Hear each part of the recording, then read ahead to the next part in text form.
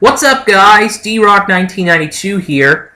For this next video and for the next Marvel Cinematic Universe film, I am going to be reviewing the sequel to Captain America the First Avenger, Captain America the Winter Soldier. It is the sequel to that first Captain America film, and Chris Evans reprises his role as Captain America, and then some completely new characters in the film. But some old characters from other films and some new characters fitting themselves into the Captain America film. So basically, what the film's about is Captain America works for S.H.I.E.L.D., which is basically the organization which is behind the recruiting of all the Avengers. Nick Fury is the director of S.H.I.E.L.D., and he is in this film. So basically, he works for Nick Fury and S.H.I.E.L.D., Captain America does. And within the film, he tries to uncover this conspiracy within the S.H.I.E.L.D. organization, which is kind of related to, it is very much related to the events of the first film, when Captain America fought the organization Hydra. Hydra, turns out, in this film is kind of in S.H.I.E.L.D. There are members of S.H.I.E.L.D. I mean, they're kind of linked with S.H.I.E.L.D. in some ways. Hydra and S.H.I.E.L.D. are sort of linked together. And Captain America has to defeat that conspiracy, and he also has to defeat the mysterious assassin who is known as the Winter Soldier, who is a very good friend of Captain America's from the past.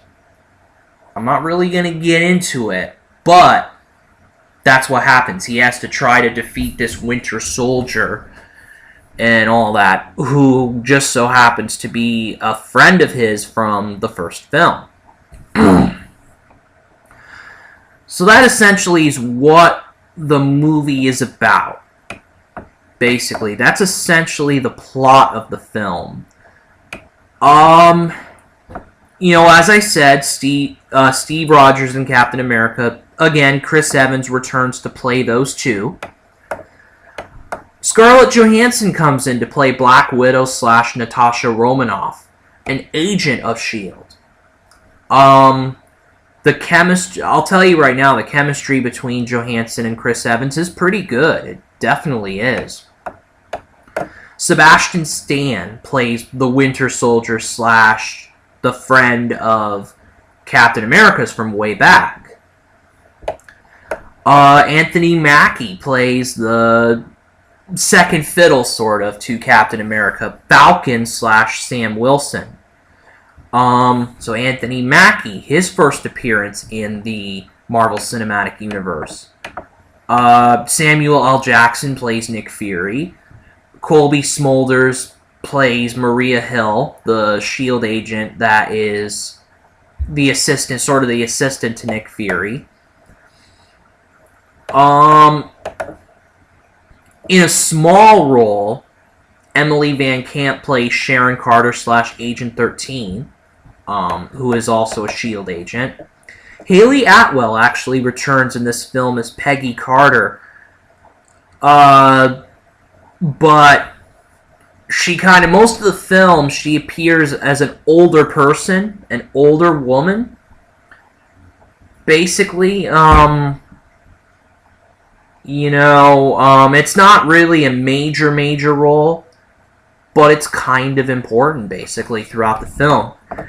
The major villain in the film is famous actor Robert Redford, a guy who has been an accomplished actor for a long time.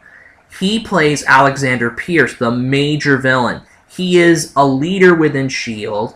He is a member of Hydra, basically trying to link the two together, and he is the major villain in the film. Samuel L. Jackson, as I said, plays Nick Fury. So those are the major characters in the film and all that. I have to say, though, This film blew me away. This is an amazing Marvel Cinematic Universe film. I loved this film. The chemistry between Evans and Johansson's good. Definitely good. Robert Redford makes a very good villain. I loved his portrayal. Samuel L. Jackson's portrayal. You know, Anthony Mackie's portrayal. Everybody played their characters well. For sure. And yeah, this film is absolutely amazing. It is now my favorite in the Marvel Cinematic Universe. It's my absolute favorite. It is absolutely better than the first Avenger. Although the first Avenger is a very fine film. A very good film. This one's just an amazing... The Winter Soldier is just an amazing film. Because it's not just a comic book film. It's a thriller. It's a spy thriller. You get that kind of spy thriller tension that, you know, spy thrillers were pretty big in the 70s, you know, with a lot of big films, you know, like The Sting, I think, was a name of one of the films. But, I mean, yeah, conspiracy fiction, conspiracy films of the 70s. That I think Robert Redford was a part of in the 70s. So it's not just comic book aspects in this film, it is spy thriller aspects, and that's what puts it over the top for me. Not that it's a comic book film.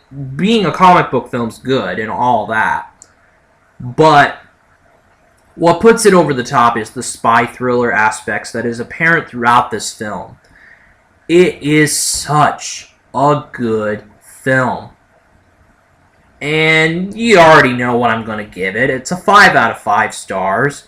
It's an A+ rating for me. It's just an unbelievable film. Everybody thought this film was good. It had an 89% rating on Rotten Tomatoes.